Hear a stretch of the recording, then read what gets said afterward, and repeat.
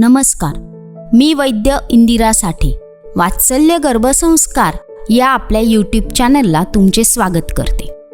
आपण गोष्टीमार्फत गर्भातल्या बाळाच्या मनाला, बुद्धीला आकार देणार आहोत. बाळाला गोष्ट सांगण्यासाठी तुम्ही स्वच्छ, शांत, निवांत, प्रसन्न जागी बसा. तुम्हाला कम्फर्टेबल वाटेल अशा जागी तुम्ही बसा.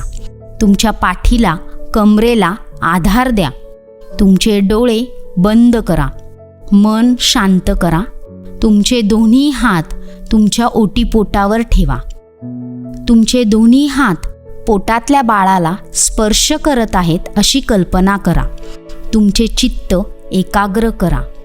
तुम्ही मनाने, भावनेने पूर्णपणे बाळाशी जोडल्या गेल्या आहात असं अनुभवा. बाळाशी एकरूप व्हा. आता तुम्ही जी काही गोष्ट ऐकणार आहात ती पूर्ण लक्ष देऊन ऐका व तशी कल्पना करा, म्हणजे ती गोष्ट बाळापर्यंत पोहोचेल. आता आपण गोष्टीला सुरुवात करीत आहोत. आज बाळा मी तुला शूर व धाडसी नरेंद्रची गोष्ट सांगणार आहे. गोष्टीचे नाव आहे धैर्याची कसोटी. बाळा, नरेंद्र म्हणजे स्वामी विवेकानंद बर का. स्वामी विवेकानंदांचे नाव नरेंद्र असे होते.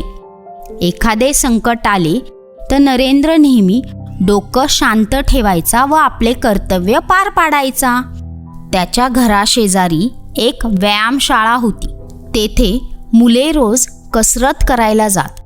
एकदा त्यांनी एक झोपाळा बांधायला सुरुवात केली. मुख्य खांब भारी जड होता. मुलांना तो उचले ना. खलाशाने ते पाहिले.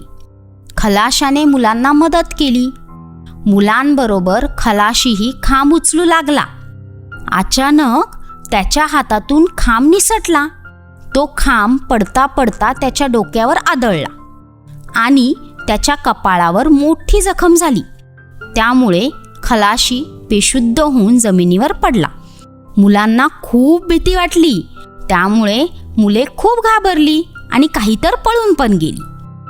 नरेंद्र व त्याचे 2-3 मित्र तिथेच थांबले. बाळा, नरेंद्रने आपल्या धोत्राचा कोपरा फाडला आणि त्या जखमेवर बांधला व नंतर त्याच्या चेहऱ्यावर पाणी शिंपडले.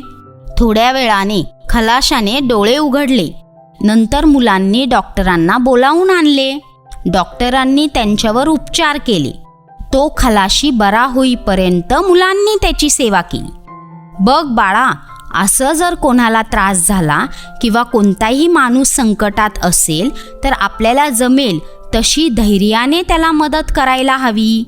तू पण असाच धाडसी व दुसऱ्यांना मदत करणारा आहेस. धन्यवाद.